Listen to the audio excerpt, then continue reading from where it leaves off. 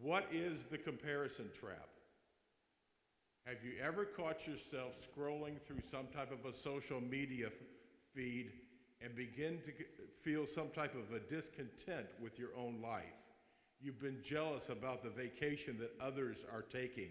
You feel a little discouragement as you scroll through the posts of friends showing off their family pictures, or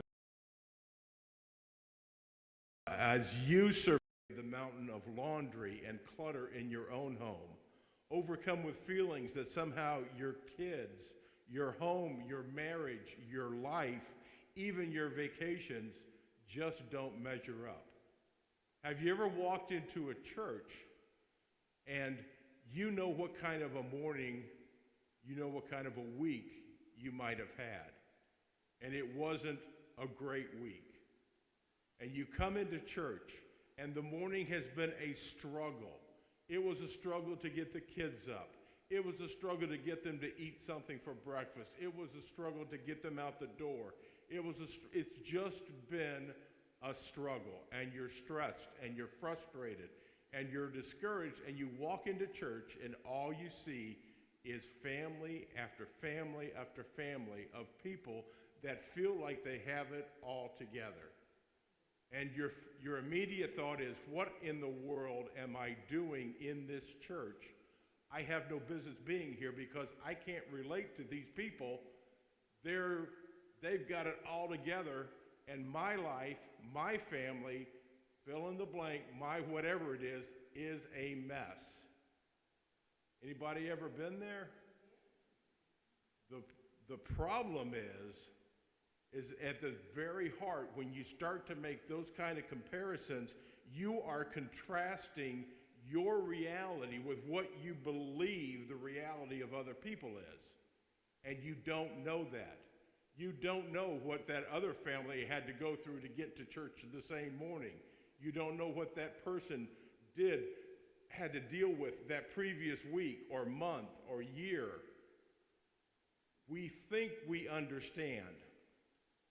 And that's one of the reasons why comparison is a very lousy boss, and it's an extremely cruel master.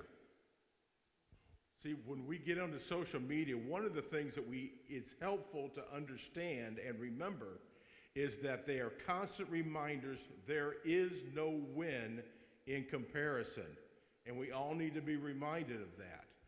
But just as there's no win in comparison, there's also no freedom in comparison. That's why our focus needs to be on finding freedom from comparison.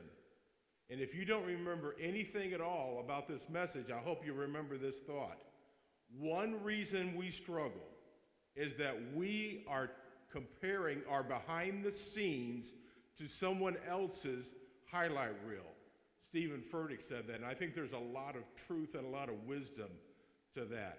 Because the goal for us as believers is to stop living in the trap of comparison and begin pursuing godly significance, because Jesus did not put on flesh to come to this earth as a baby to save the world so that we could be enslaved by comparisons. Amen?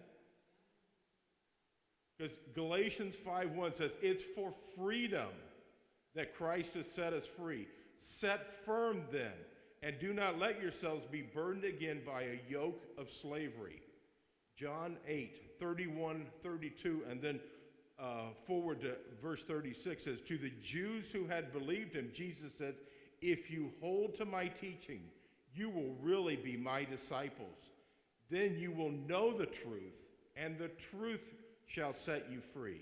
So if the Son sets you free, you will be free indeed. The first thing we got to understand about comparison is that it is a problem.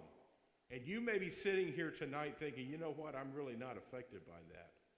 But if you have children, if you have grandchildren, and bless your heart, if you're old enough, you might have great-grandchildren.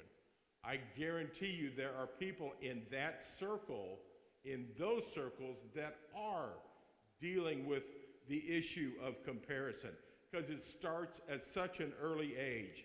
Perhaps we wish we had the same toys one of our friends, or the backpack that they ate, Or how many felt jealous because of the lunch that one of our roommates had or our classmates? And as we grow older, this can turn into comparing our appearance, grades, popularity, and successes to others. If you don't make it a habit to avoid comparison, it can continue into adulthood. You may find yourself comparing how much money you make to others, where you are in terms of relationships, education, or careers, and look at all the different negative psychological effects that can be caused by those that are caught in the comparison trap. We can become frustrated with ourselves because we're not good enough, or angry with others, and we can develop feelings of jealousy, frustration, hopelessness if comparisons continue. And if left unaddressed, it can morph into chronic anxiety and depression that can stem from such behavior.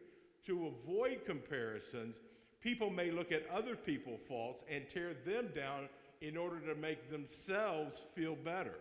This is just as unhealthy as tearing yourself apart for what you don't have or what you don't look like.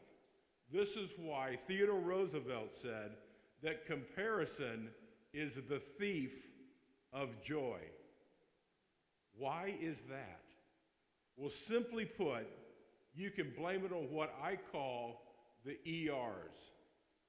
His is newer. Hers is nicer.